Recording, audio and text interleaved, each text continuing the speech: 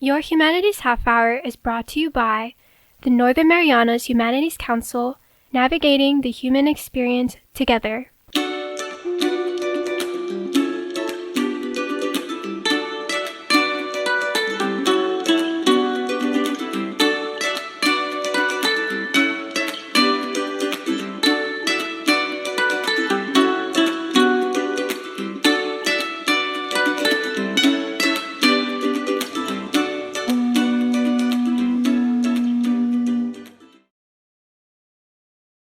Hafide Zantero, welcome to your Humanities Half Hour. I'm Catherine Perry, and our guest today is the 2023 Governor's Humanities Awardee as Outstanding Humanities Teacher in the Classroom, William Fife. William, welcome to the show. Half a day in Thoreau. Thank you so much for having me. It's a pleasure to be with you. Well, thank you for coming today and sharing with us kind of what you've been doing here in the Marianas in the classroom.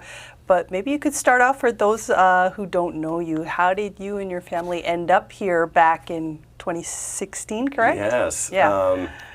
We're adventurers, so we came from a prior adventure in the Marshall Islands. My wife and I, before we had our children together, spent 2 years in the Marshall Islands working with Micronesian Legal Services Corporation, and then I took a promotion with them that moved me here, and that's how I ended up here, and our family ended up here, and then our 2 children were born here in Saipan, so very proud of that. Even though I'm not, I love that my kids are born here because we love it here. Yeah.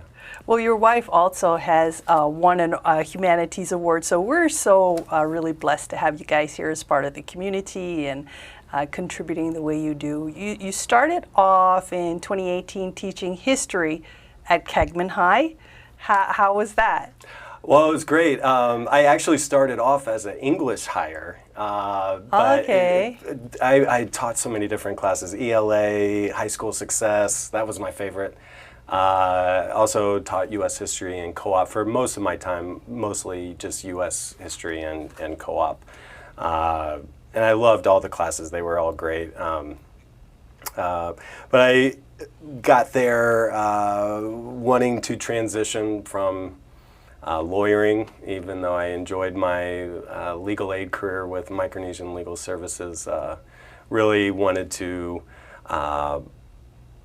get into education. I had done some adjunct faculty work where I got my master's degree, and really loved teaching, and so the idea of teaching stuck in the back of my head. And when I was ready to transition from lawyering to education, it was a smooth transition because I had such great people around me at Cagman. I was hired by one of our great local leaders, Layla Staffler. She was my principal staffler that hired me there, and it's been great watching her grow as a leader in our community, and she was a phenomenal leader in Cagman. I don't know if you remember G. Van Gils. He was Yes. a good friend of mine. Mr. G. Yeah, Mr. G, CG. Yeah, and he was working there at the time, and so he kind of recruited me there and interviewed with Principal Staffler, and just fell in love with the community there. I liked how there was a strong indigenous community and vibe at Cagman, and yeah. So I asked you something new we're doing on the show now, to bring something that kind of represented your work or you as a person, and I was surprised to learn that you are, shall we say, a skull person. I am. Yes, so I brought one of my skulls. I have several. One of many skulls, One of apparently. many skulls, yeah. This is actually, I can't remember if this is my sons or daughters, but we have several skulls in the home, and I've got a bigger skull in my office at Northern Marianas College. Wait, did you say you have skulls on your earrings? Yes, Okay. they're even on my earrings. Yes. Okay, so what is it about the skull that's representative of you? Oh, or your so work? many different things. I could go in so many different directions, but most relevant for today's discussion is how the connection of and the symbolism and the importance of skulls in ancient Chamorro cultural history. You also have significant perhaps one of the most sacred spots in Saipan, Calavera Cave, Skull Cave. They were adorned in the gumas, in the homes. Of course, many of them were destroyed by the Spanish. But the importance, the ancestor worship, the connection to the ancestors and the ancestors' spirits and the animism within nature, the spirituality embedded in kind of like the symbolism of the skulls. I have featured, in my, whether it be my classroom in Cagman or my office at NMC, they're good conversation starters, right? And so it gives me an opportunity to dialogue with Mr. Fife, Professor Fife, what's up with the skulls? And so we get to have this conversation where it's, a bridge not only from understanding ancient cultural history, but so many different things to today. I also love the concept of memento mori. So it's a relic of death to really heighten life and the appreciation of every moment counting, carpe diem, seize the day. So I try to, and that was one of the most formative messages and one of the most influential periods of my education in middle school was watching Dead Poets Society and learning about carpe diem. Okay. So yeah, carpe yeah, diem, yeah. memento mori, Life really and death. fits together. Yeah. So thinking about life and death and trying to inspire students to not only be in touch with what the ancient cultural history behind skulls are, but also to seize the day and really take advantage of the moment, live in the present. So one of the things I've heard is that you have a particular method in your teaching that kind of makes you, apparently it helps the kids think more critically. Socratic Method. Can you explain to us what this is and maybe give us an example? Sure. Give us a little lesson right here using the Socratic Method. Okay, sure, yeah. Well, for those that have never heard of it before, the Socratic Method is rooted in the name for Socrates, the legendary ancient Greek philosopher, and he was known for this method of just continuous investigative dialogue of questioning down things, basically the essence of why and oh no, not like a 3-year-old, but why? Yes, but well, why? and I encourage that. Okay. I encourage my students to never stop asking why, and because the answers continually go down. Like it's like I said, it's like a never-ending investigative dialogue on questioning anything and everything, and it's a method. Obviously, I didn't come up with it, obviously, but different educators have different approaches to it. But I really think, to use a common phrase, it helps teach students how to think, not what to think, because it's an investigative process. It's a dialogue.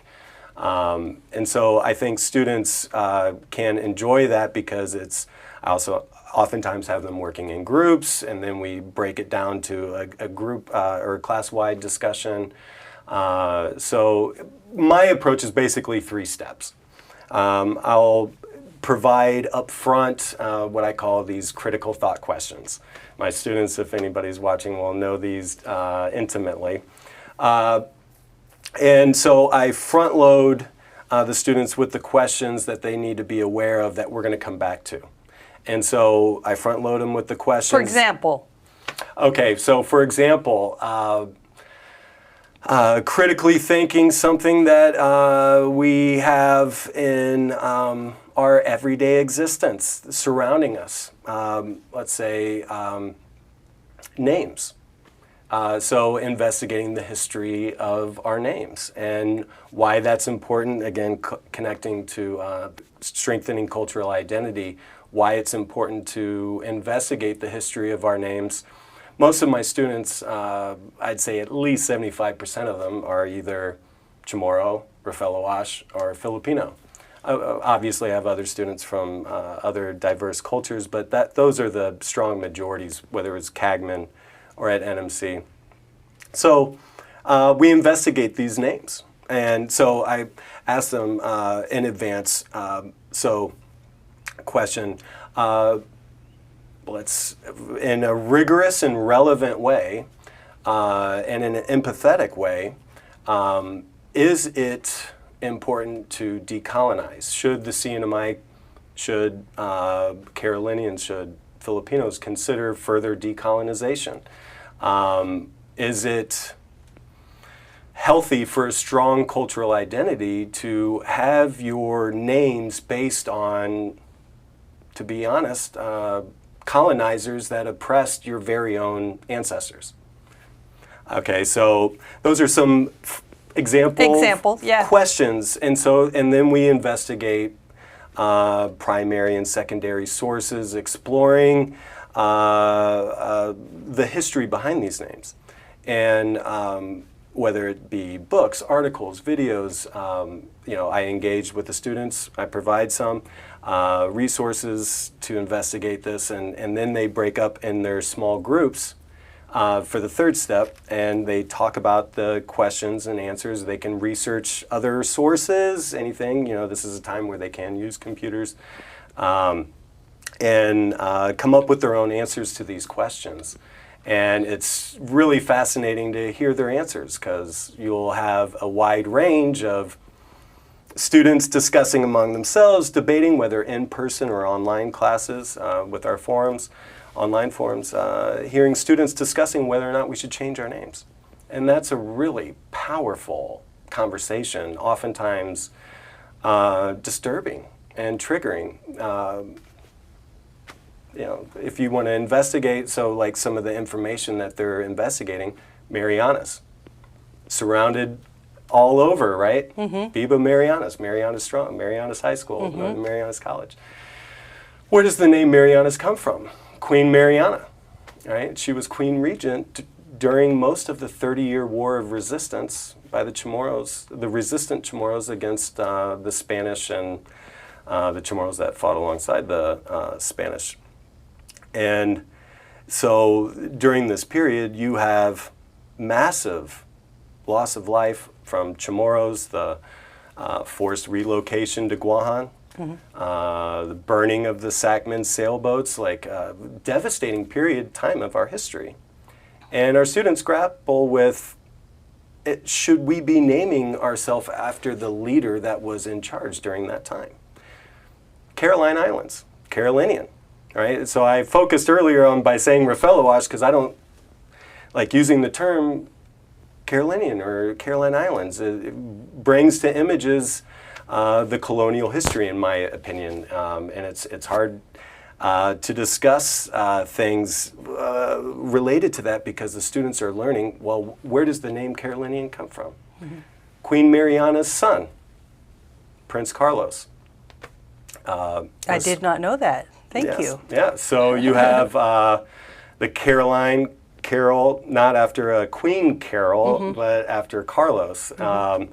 And he was so deformed, disabled, disfigured from generations of incest. So you have somebody that can't rule, hence Queen Regent Mariana. And so you have cultural identities coming after these names, and of course, a much older generation of the same family. So these are all Habsburgs, Spanish Habsburgs, same family. Incestual, powerful European empire, going back to King Philip, hence the Philippines. The Spanish Empire enslaved Filipinos, indigenous Filipinos in encomienda. So the students debate and discuss the pros and cons of continuing or changing these critical names, and that's just like a tip of the iceberg in discussing like an investigation on using the Socratic Method in a critical thinking, but in a rigorous and relevant way for the students to explore. I can imagine their minds must be like kind of blown after a semester with you, and they come out like really thinking differently about a lot of things. What is the feedback you get from them? I would say it's, I'm proud to say, I think for the most part it's somewhat similar to what you just described, and that's definitely part of my goal. Like, I love blowing my students' minds, right? Like, I love, but I try to do it in as much of a empathetic way, right? And I try to encourage all the students to practice empathy and learning, because again, like, these are difficult topics, mind-blowing topics, but difficult, and we have to be really careful about creating a safe environment where people are comfortable to discuss these oftentimes triggering histories and the ongoing legacies that connect the ancient history of colonization to today through things like intergenerational trauma and stuff like that. Well, we're chatting today with William Fife. He is the 2023 Governor's Humanities Awardee as Outstanding Humanities Teacher in the Classroom. You've just heard an example of why. We'll be back with more after this break.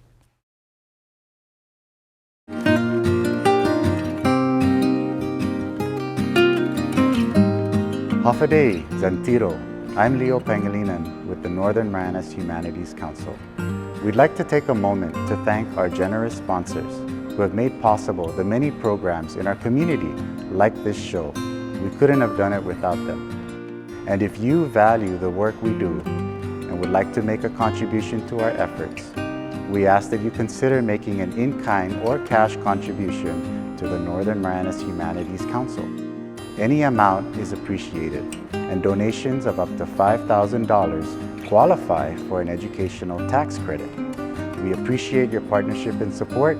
Sidus Maasi, Olomai, and thank you.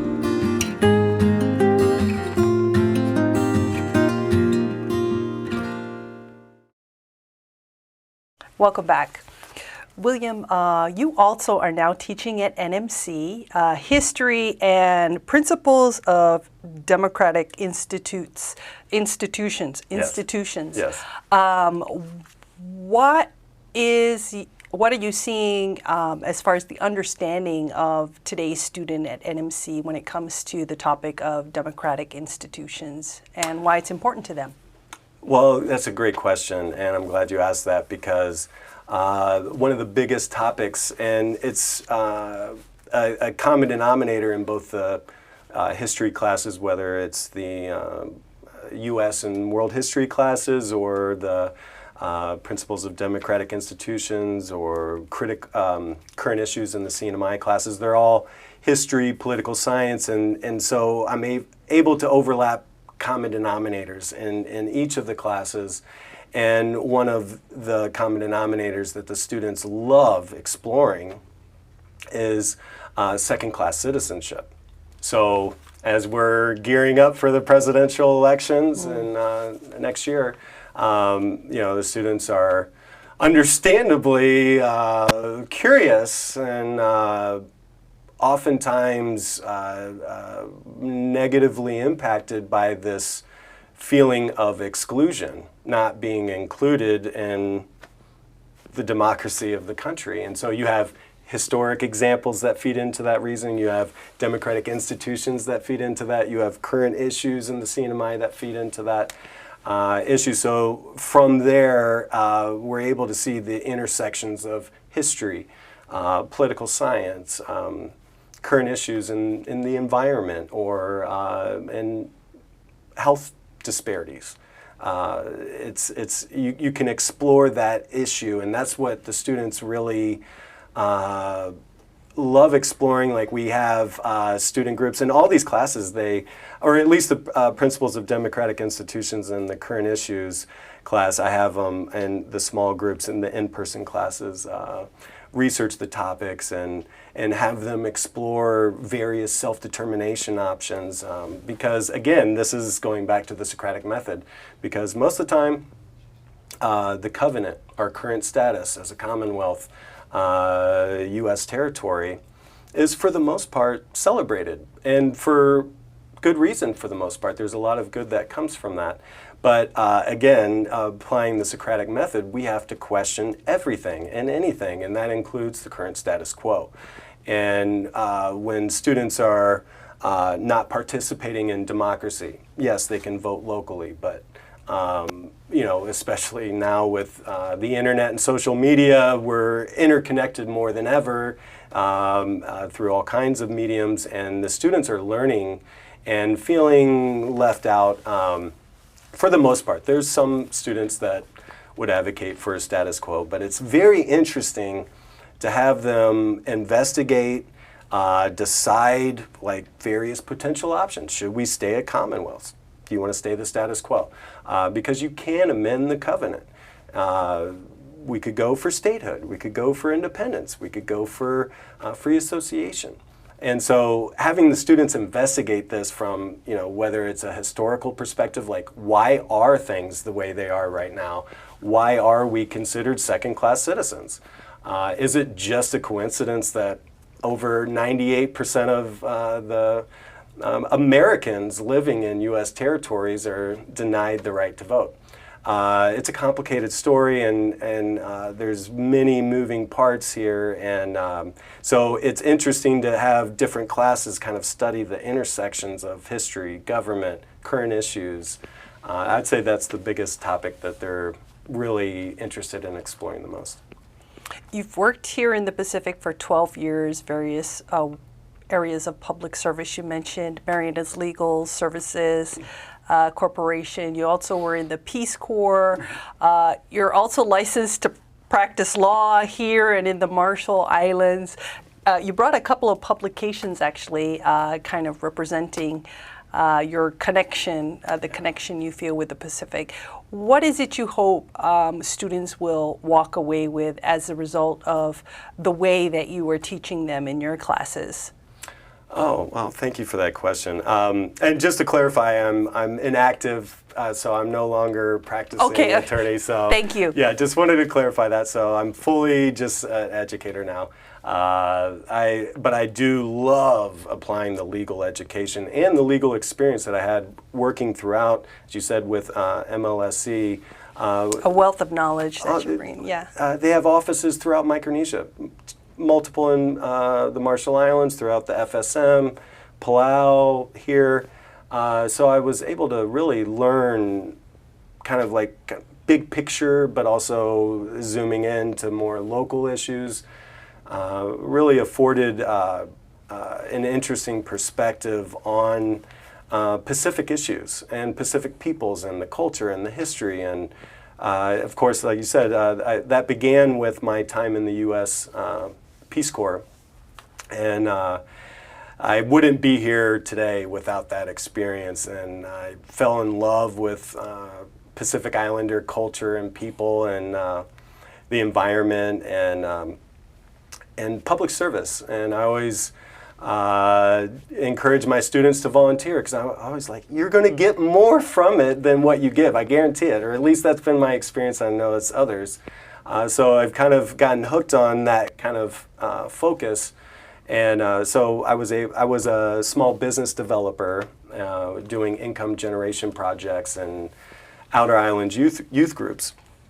And so I was able to work with young people from the islands and from outer islands. Mm-hmm. And some of us here in the islands are unfamiliar with what outer island life is like. And some of our students coming in like to PSS, come from some of the outer islands in the FSM.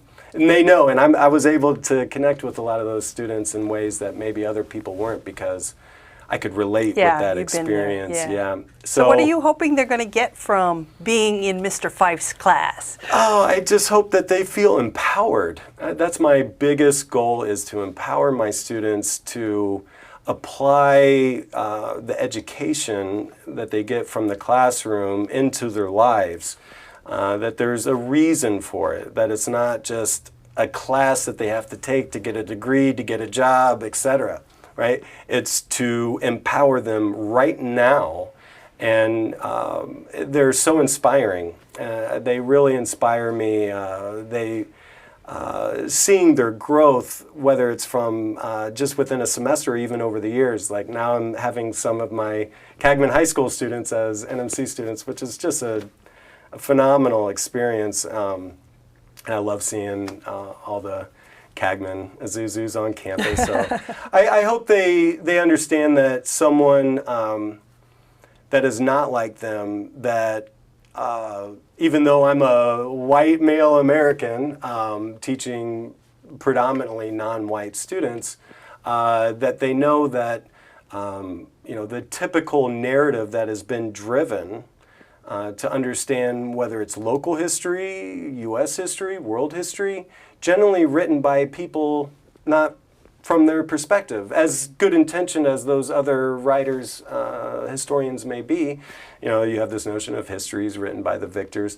I want them, which a lot of them are indigenous students, and whether they're indigenous from the CNMI or elsewhere, that they feel empowered about their culture, that they at the end of their time with me, that they go through this growth period where that they will view their cultural identity in a different way, that they see it as empowering and as a roadmap to success and strong academic performances and health outcomes. So I really want them to feel empowered by applying critical thinking and really embracing their cultural identity to strengthen them, to empower them. Well, before we wrap up the show, you did bring one more item that you said was representative of you or your work. Can you share with us what that is? Well, we got a couple. This one, you want this? Yeah. Okay. Well, I'm sure you know what these are, what this is, right? This beautiful piece here. Custom made by legendary, you should have been wearing that since the beginning. That looks so nice. Oh, well, thank you. I should have been wearing it from the beginning. Okay. But, by Sinta Kaipat, who I hope one day that there is a statue for her somewhere on Saipan. She, huge inspiration and influence on me. Really bringing things full circle from my time at MLSC and transitioning to being an educator in the CNMI, going from lawyering to teaching, was the Pagan protests. And I was incredibly inspired by Sinta Kaipat's advocacy. One of the first experiences I had at Cagman High School, I put together an event where Sinta Kaipat and Pete Perez came to speak about their Pagan activism and what the potential consequences of live fire weapons testing in beautiful volcanic islands. So she also had, I think, a warm place in her heart for me because she had such, not necessarily because of who I am, but maybe a little bit, because she and her cousin sister, Josie Kaipat, we just lost both of them sadly recently, grew up in the Northern Islands, and they used to have Peace Corps volunteers there. So knowing that I'm a Peace Corps volunteer, I was automatic in. And that's been a never-ending return on investment, if you will, from my Peace Corps. I'm able to connect with people here almost immediately, but it also gives me a point of reference for my whether it's our publications with my brilliant and beautiful wife and collaborator, NMC's Dr. Baylul Solomon, or teaching in the classroom. I try to keep this and keep Sinta Kaipat's spirit alive, her ancestors' spirit alive, and she's been a big influence on me ever since I met her, and so that's the story behind this piece. It's beautiful. Thank you. I can't take credit for it, but... Well, you can take credit for being the kind of person that she would want to give it to. Oh, well, thank you. Yes. Thank you for your time. Special. Is there anything else you'd like to say before we end today? I just want to thank you for having me. I'm incredibly honored and humbled to be here, and all the work that Northern Marianas Humanities Council does, critical work, amazing work. I just want to thank you and your whole team of awesome people doing great work in the community, keeping culture alive and strong here in the Santa Maya. Thank you. Thank you. Thank you for the partnership. Yeah. Our guest today has been William Fife. He is the 2023 Governor's Humanities Awardee for Outstanding Humanities Teacher in the Classroom, and I think you've seen why. This has been your Humanities Half Hour. I'm Catherine Perry.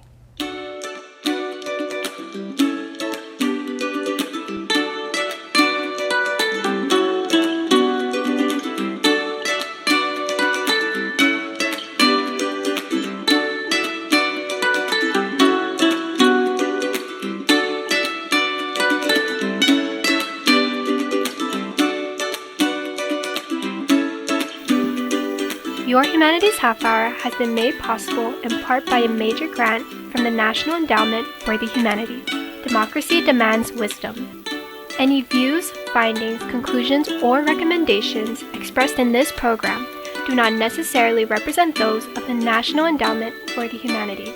For more information or to share your thoughts, contact the Northern Marianas Humanities Council at nmhcouncil.org or on social media at 670 Humanities. That's 670 Humanities.